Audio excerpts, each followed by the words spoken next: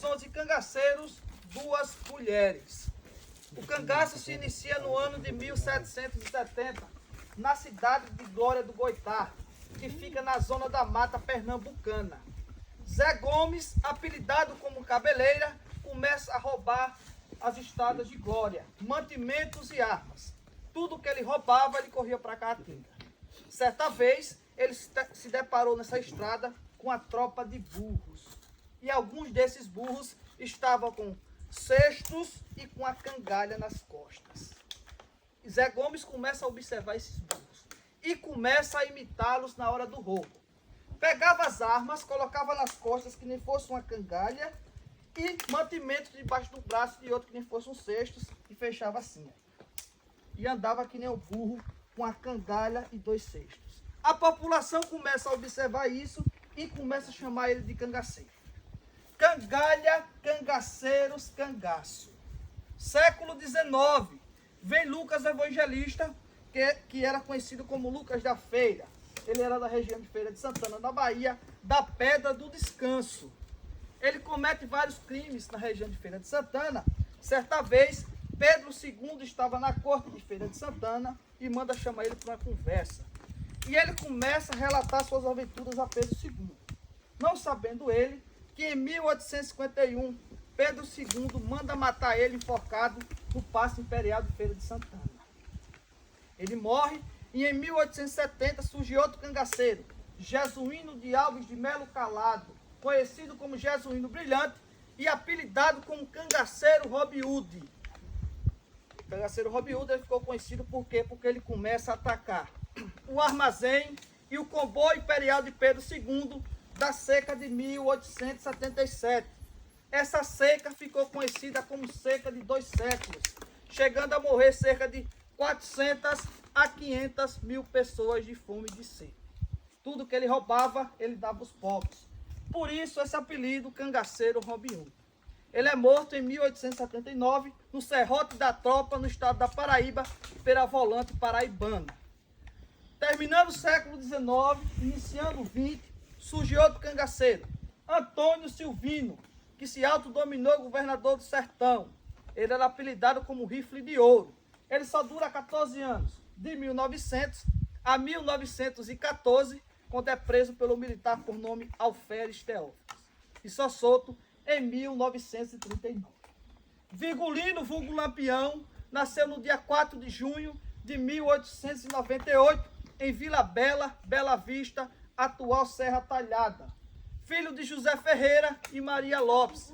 Teve 8 irmãos e irmãs. Tá certo? Ele era um exímio bordador desde garoto e trabalhava muito com tecido e com couro. Fazia chapéu de couro, cinto de couro, cartucheira de couro e bainha de couro, entre outros utensílios. Vale do Pajeú, berço dos cangaceiros, estado de Pernambuco, Serra Talhada. Existia lá a briga de 2 famílias por questões de terras. Família Carvalho e família Pereira. Por conta dessa briga, surge um cangaceiro da família Pereira, chamado Sebastião Pereira, o senhor Pereira, que foi o único chefe que Lampião teve. O senhor Pereira, então, manda sua família para o estado do Ceará, para a casa do coronel chamado José Inácio, que tinha essa fama de acolher cangaceiros, e começa a matar a família Carvalho no Vale do Pajeú. Virgulino tinha um amigo de infância chamado Zé Saturnino, e começa a ter uma intriga com ele, por questões de trabalhadores e de roubo de chocalhos. Zé Saturnino bora trabalhadores na roça dele para trabalhar, tá? Para plantar. Isso, Virgulino, vulgo Lampião, Antônio e Livino Ferreira, seus irmãos, começam a amedrontar esses trabalhadores. Zé Saturnino não gosta, eles também começam a roubar chocalhos da vaca de Zé Saturnino e correr para a casa dele, para a família Ferreira.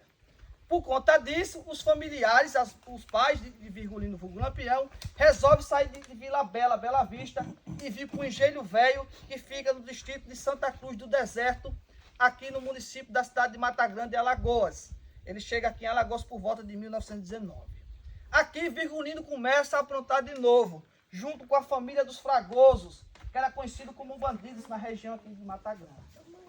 Sebastião Pereira, então, tinha seu bando feito, Virgulino, Antônio, Livino Ferreira, Cangaceiro Bentivi, Antônio de Batista, que era tio de Lampião, começa a imigrar para o bando de Sebastião Pereira e eles começam a entrar no bando de Sebastião Pereira. Em 1921, José Lucena Maranhão Albuquerque, que era o segundo tenente do estado de Alagoas, é enviado para o município de Mata Grande para pegar eles, esse bando. Não pega, eles conseguem fugir e no dia 19 de maio de 1921, José Lucena Maranhão Albuquerque mata o pai de Virgulino, José Ferreira, de manhãzinha de uma manhã chuvosa, no terreiro da casa, no Engenho Velho. José Ferreira ia para o curral tirar leite e é surpreendido por tiros. Vale entender que Lampião não entrou no cangaço porque da morte de seu pai. Ele já havia entrado antes, tá? De Sebastião Pereira. Ele toma, sim, a chefia do bando do senhor Pereira em 1922. Sebastião Pereira tinha um primo chamado Luiz Cícero, que tinha ido para o Cerrado de Goiás e chamou ele. Sebastião, sai dessa vida, eu vou para o Cerrado de Goiás e estou lhe esperando lá. Ele resolve sair do cangaço e entrega a chefia de bando para Virgulino vulgo Lampião. É aí também que vem o apelido Lampião, porque ele tinha uma técnica do gatilho que ele atirava muito rápido. E à noite, enquanto ele atirava, saía aqueles vagalumes de fogo, parecido com um fogo do candeeiro chamado Lampião, que é feito de gás, que é pequeno, tá certo? Por isso veio esse apelido Lampião. No mesmo ano, em 22, quando ele toma a chefia do bando do senhor Pereira, ele vai atacar a cidade de Água Branca, que fica no estado de Alagoas, próximo à cidade de Mata Grande.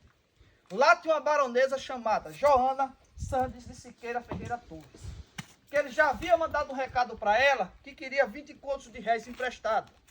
Ela manda o recado de volta, que os 20 contos de réis dela, ela ia comprar de bala para descontar no couro dele. Ele pega, chega lá em Água Branca com cerca de 30 cangaceiros. Pega uma rede, coloca a arma dentro da rede, inventa o funeral e entra por dentro da cidade de Água Branca. Passa na delegacia, prende os guardas que lá estavam e começa a saquear o comércio. Lampião vai na casa da baronesa, ela tinha cerca de 94 anos, tá? Rende ela, pega joias, ouro e dinheiro. Ainda pega ela, sai de mão dadas na cidade de Água Branca para todo mundo ver. Para uma baronesa era um caso de humilhação. Esse fato foi um fato histórico, saiu até no Diário de Pernambuco. E Lampião fica com fortuna incalculável. Em 1925 ele perde o irmão, o Livino Ferreira, conhecido como Cangaceiro Vassoura, em uma troca de tiros entre os estados de Pernambuco e Paraíba. Essa troca de tiros foi à noite. Ele também fica cego de um olho. Ele tinha um problema na visão no olho direito. Em uma troca de tiros com a volante, atiram nele, pega numa palma chamada palma que pá. Ele estava próximo e quando a bala bateu na palma que pá, os espinhos rebalou no olho doente dele e ele acaba ficando cego. 1926, vinha serpenteando pelo Brasil, sul e sudeste e a caminho do nordeste, a Cavalaria da Paz, como era chamada a coluna Prestes, de Luiz Carlos Prestes, que era um ex-senador federal comunista que fazia parte do tenentismo militar. Ele queria colocar seu próprio sistema de trabalho, entre eles voto secreto e educação para todos. Assim, ia acabando com algumas diretrizes do presidente da República, Arthur Bernardes, que era do lado do conservador. Arthur Bernardes, então, manda uma ordem federal que cada estado do Nordeste criasse um batalhão militar para frear a coluna Prestes. No estado do Ceará, coube a padre Cícero Romão, que era prefeito de Juazeiro, fundador de Juazeiro e padre, e seu assessor, que era médico, deputado, Dr. Floro Bartolomeu. Eles criaram os batalhões patrióticos paramilitares. Tiveram a ideia, então, de mandar uma carta redigida por Floro Bartolomeu em fevereiro de 26 para Lampião, que queria encontrar com ele lá em Juazeiro. Lampião recebe essa carta e em março do mesmo ano ele chega em Juazeiro com cerca de 48 homens. Floro Bartolomeu não estava lá, estava no Rio de Janeiro se tratando de uma doença, onde lá morreu. Coube a padre Cícero Romão receber Lampião e 48 cangaceiros, na casa de João Mendes, que era um poeta da região de Juazeiro. Tem esse encontro de portas fechadas. Padre Cícero diz: Lampião, vou lhe patentear como capitão, você vai virar uma pessoa legalista. Vou lhe dar moradia e dinheiro e armas legalizadas. Em troca, eu quero que você enfrente a coluna Prestes para mim. Tem essa reunião, o Lampião resolve votar para o banditismo do cangaço. Já sendo patenteado capitão, já com as armas legalizadas federais e já com fardamento militar. Em 27, ele perde outro irmão, o Antônio Ferreira, conhecido como Cangaceiro Esperança. Foi morto acidentalmente pelo cangaceiro Luiz Pedro, o qual morreu aqui junto com o Lampião na Grota de Angicos.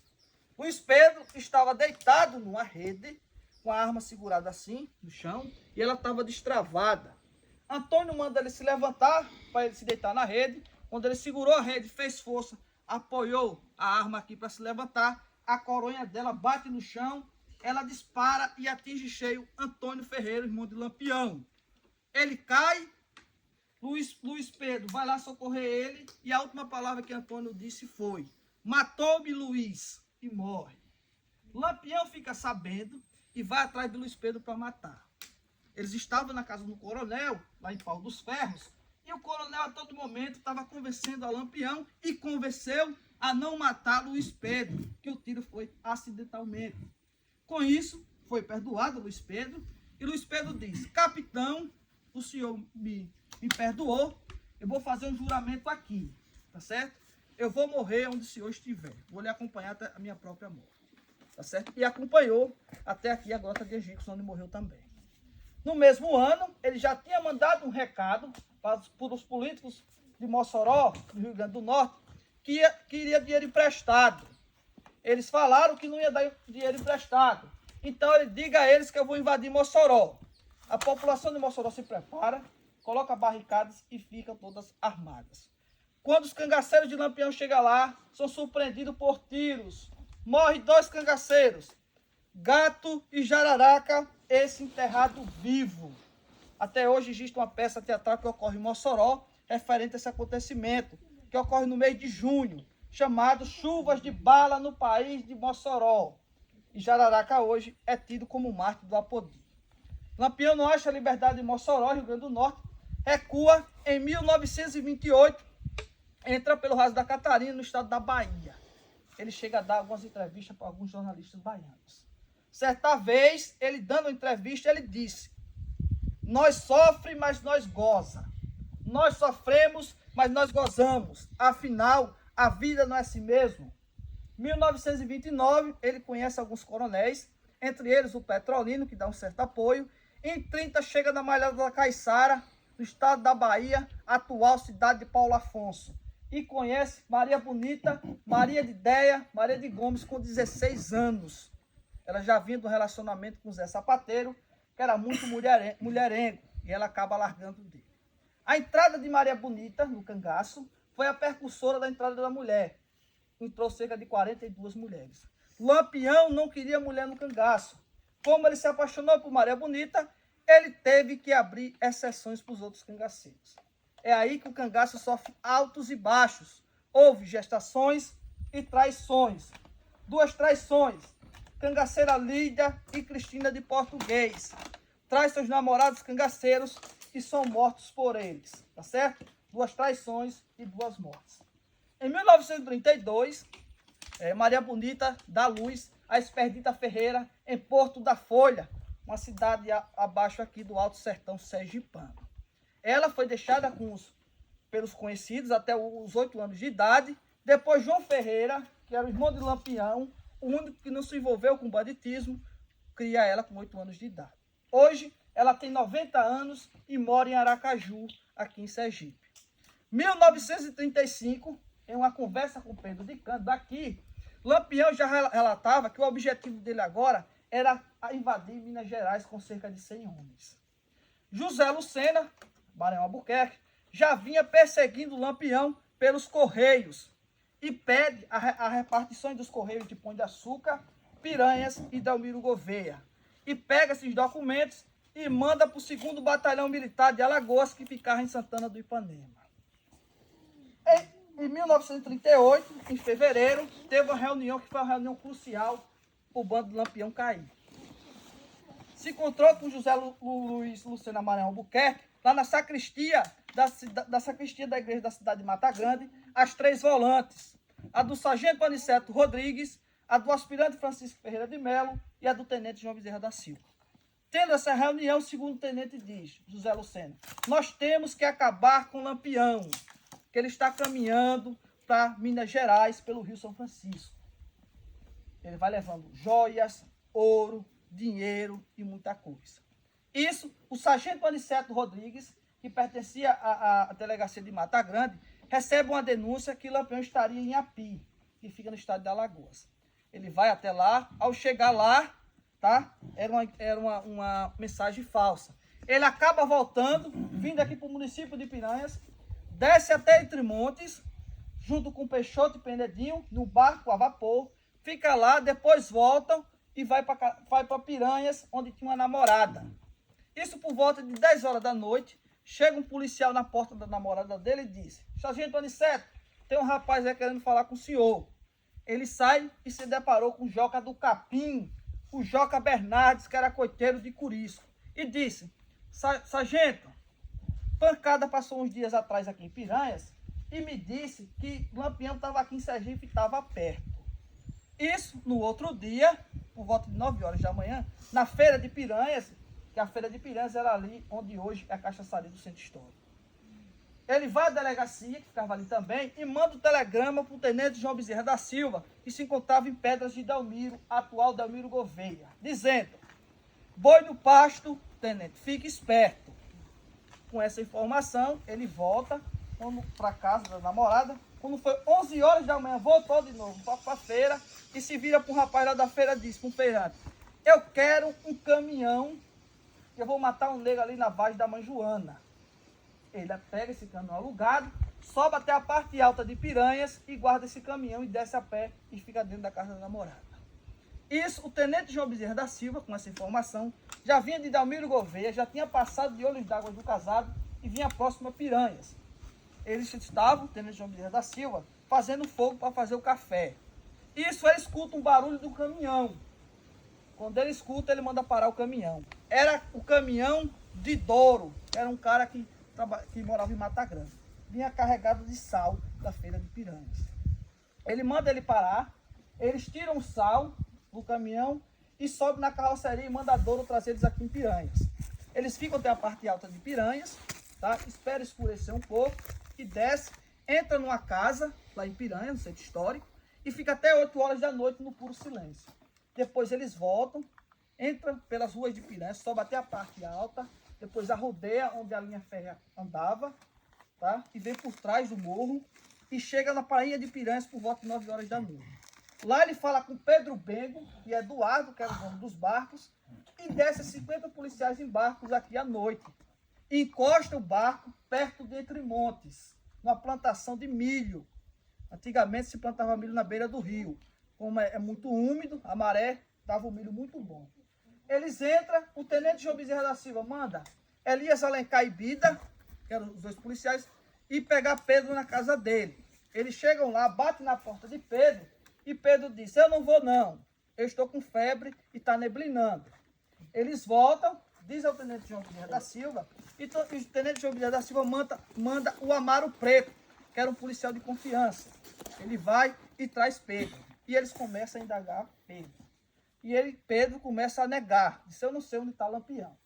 O tenente João Bezerra se vira para o aspirante e diz, compadre, está vendo que esse senhor não sabe onde está Lampião? O aspirante então pega Pedro, sai, anda mais ou menos uns 30 metros no escuro, com uma lanterna chamada, como era o nome da lanterna? Petromax, tá? Imprensa ele, dá um corte assim perto da orelha de Pedro, e ele abre a boca, diz, apaga a lanterna que eles vão ver. Aí eles começam a relatar. Pedro diz, olha, até a semana passada, tinha chegado o cangaceiro Zé Sereno, cangaceiro Balão e o cangaceiro Criança. Lá eles estão mais ou menos em 60 a 70 cangaceiros. Aí o tenente disse, então, aspirante, é melhor a gente ir para Piranhas e voltar outro dia, que a gente está em 50. Aí o aspirante disse, não, eu vou só então. Ele disse, não, então eu vou junto com o senhor.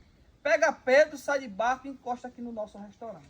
Alguns policiais descem a pé beirando o rio e vai para a casa de Duval de Rosa, que era irmão de Pedro de Cândido. Duval de Rosa morava junto com a mãe dele, a dona Guilhermina, que morava daqui a 2 quilômetros lá na beira do rio. Quando eles batem na porta, Durval grita de dentro: "Você de novo veio pegar água e comida?" A volante desconfia. Quando Durval abre a porta, dá de cara com a volante. E aí Durval começa a abrir o bico. Olha, eles estiveram aqui há pouco tempo, pegou água e comida e estão lá na Grota de Egípcios. Eles deixam Durval, vem e sobe com o Pedro de cano amarrado e chega até o Alto das Perdidas. E faz essa divisão.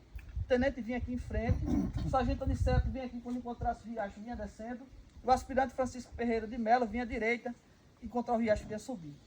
Aqui por volta de 5 horas da manhã do dia 28, já na quinta-feira, Lampião estava dormindo mais ou menos aqui, junto com Maria Bonita. Ele faz uma torda e coloca gravetos. Aqui existia uma certa camada de areia.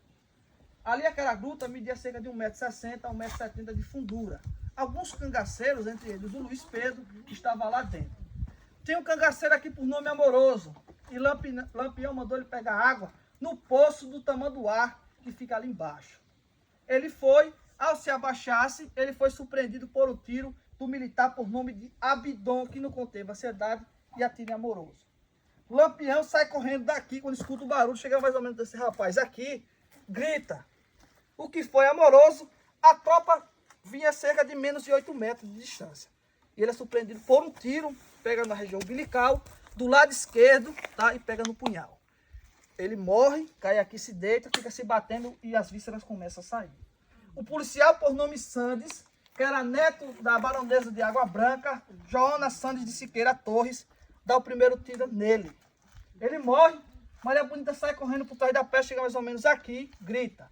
Panta de Godoy, que era outro militar, dá um tiro na virilha dela e de raspão aqui no ombro. Ela não morre na hora, ele puxa o facão e degola ela viva, arranca a cabeça dela viva. Esse Adriano Pedro de Souza aqui foi um militar, tá? Há um mistério na morte dele. Há duas vertentes. Ele foi morto pelo tenente João Bezerra da Silva, amando do tenente João Bezerra da Silva. Duas vertentes: fogo amigo, ele estaria brigando com um policial militar por contas que foram encontrados aqui, dinheiro e joias com os cangaceiros, ou ele estaria traindo o homem da corporação e dando em cima da mulher do homem da corporação. A volante também fazia vários crimes, mas só quem pagava o pato era o cangaço. Tá certo? 24 cangaceiros aqui fugiram, tá certo? O grupo do sargento Aniceto Rodrigues, que deveria descer por aqui, se perde pela fazenda e aqui fica livre. E os 24 aqui fogem. Enedina, que foi a segunda mulher a morrer, morre mais ou menos aqui, onde está esse senhor, essa pedra aqui esverdeada. Ela sai correndo junto com os outros cangaceiros e é atingida com balas na cabeça. A cabeça dela estoura e os miolos da cabeça dela caem no vestido da cangaceira Sila, mulher do cangaceiro Zé Sereno. E ela sai fugindo aqui, com eles colados na cabeça. Os que fugiram aqui receberam anistia em 1940 de Getúlio Vargas, tá certo? A cabeça de Maria Bonita e Lampião foi a única que foi colocada em latas de querosene. E são levadas essas outras cabeças, e a de Maria Bonita, e postas nas escadarias do Palácio Dom Pedro II, atual prefeitura de Piranhas. Depois ela desce no funeral macabro para Maceió, como os policiais trabalhavam no estado de Alagoas, e ia descer para a cidade da Alagoana, Maceió. Passa na cidade de Santana do Ipanema, essas cabeças são colocadas na calçada da igreja, chega a telegrafistas e curiosos, e algumas pessoas começam a jogar sal para conservar as cabeças. Antigamente não existia o formol. Depois desce, fica no quartel militar de Maceió, depois vai para o hospital Santa Casa da Misericórdia de Maceió, e por volta do dia 30, 31 de julho, as 9 cabeças dos outros cangaceiros foram enterradas em Maceió. Ou está no cemitério do Caju ou da Piedade. A cabeça de Maria Bonita e Lampião veio para o Instituto Médico Legal em Salvador, chamado Nina Rodrigues. Só em 1969, o governador do estado da Bahia, Luiz Vilhena Filho, libera essas duas cabeças no dia 6 de fevereiro de manhã para serem enterradas em Salvador, no cemitério Quinta dos Lazos, em Caixotes. Em 2002, Expedita Ferreira conseguiu na justiça e ganhou para desenterrar as cabeças dos pais dela e trazer aqui para Aracaju. Agora, eles não relatam se elas estão guardadas ou se estão enterradas em Aracaju. Tá certo? Eles não falam isso. Todo ano, no dia 28 de julho, tem uma missa campal nesse local. Tá certo? Reúne vários curiosos. Aliás, a neta de Expedita Ferreira veio esse ano, vem sempre. A Expedita Ferreira não tem condições físicas porque ela tem 90 anos e fica no outro restaurante, no Ecoparque, lá sentada, tirando fotos com algumas pessoas, tá certo? O cangaço se perdurou por cerca de 170 anos e só acabou no dia 25 de maio de 1940 com a morte de Curisco, que era conhecido como Diabo Louro, que pertencia ao subgrupo de Lampião. Lampião andou 7 estados do Nordeste e reuniu cerca de 100 cangaceiros ao total. Ele era uma franquia de Delmiro Gouveia, que era um coronel que fundou a cidade de Delmiro Gouveia e foi o primeiro coronel a colocar a indústria no Nordeste. Ele trabalhava como tropeiro, junto com seu pai e seus irmãos, para o coronel Delmiro Gouveia. E ele aprendeu a sistemática da administração com Delmiro Gouveia. Delmiro Gouveia colocava franqueados na sua produção no Alto Sertão Alagoano e ele começa a franquear, só que franquear cangaceiros. Moita Braba, Curisco, Zé Baiano, entre outros. Naquela época ele cria tipo um cangaço, só que um cangaço boêmio, ao mesmo tempo em sé. Tá certo? Ele aprende essa administração com o coronel Delmiro Gouveia. Curisco tinha marcado o encontro com o Lampião aqui, só que não deu para ele vir, ele se encontrava no sítio Emendadas, que fica no município de Pão de Açúcar, no estado de Alagoas. Ele soube a morte de Lampião. Joca Bernardes, que era o coiteiro dele, fala que quem tinha entregado o Lampião à volante foi a família de Domingos, que morava na fazenda Patos. Tá certo? Ele vem, junto com o Dadá, com o Cid Mendadas, e mata a família de Domingos, decapita seus corpos e manda para o tenente João Bezerra da Silva, pelo garoto de 14 anos, para Piranhas.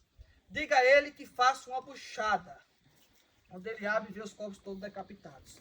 Em 1939, por isso que é baleado no braço pela tropa do tenente Zé Rufino, que era considerado matador de cangaceiros. Não pode guerrear com a volante, entra Dadá, que foi a única mulher a guerrear com a volante, troca tiros, leva um tiro na perna, ela não pode guerrear.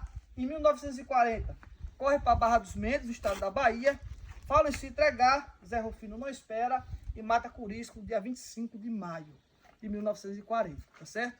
Dadá morre com 78 anos, em 94, em Salvador, na Bahia.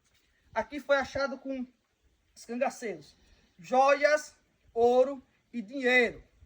Alguns falam também que acharam até Bíblia do Antigo Testamento, tá certo? Lampião gostava de fazer suas orações nessa pedra. Ele era devoto de Santa Luzia e ele sempre gostava de ler aquelas Bíblias pequenas do Antigo Testamento e passar para os cangaceiros. 11 corpos e um mistério. Até hoje, esses corpos deixados aqui não foram encontrados. Dias depois do massacre, autoridades sergipanas estiveram aqui por esses corpos. Alguns eles chegou até a cobrir com areia. E os urubu começou a comer a parte que ficava lá de fora. Possivelmente, eles tenham descido junto com a água que aqui desce, que esse riacho é um riacho fluente do Rio São Francisco. E tenha descido para o Velho Chico. Antigamente não existia hidrelétrica de Xingó ainda. O rio era muito fundo e forte. Até hoje não foram achados esses corpos, tá certo? Algumas peças do cangaço se encontram aqui no Museu de Piranhas e outras no Instituto Histórico de Alagoas, em Maceió, na Rua do Sol, tá certo? Coiteiro de Lampião leva um cala-boca da volante para ter ele como subdelegado de Piranhas. Ele sai de Entre Montes e vai para Piranhas. E morre em 1941 a facadas. Há 3 hipóteses. Se confundiram com lobisomem, questão de mulher ou queima de arquivo, tá certo? E Joca Bernardes, o coiteiro que entregou a família de Domingos, morre também em Piranhas com câncer de boca, tá certo? É aí que acaba o cangaço. Você tem alguma pergunta, alguma pessoa aí?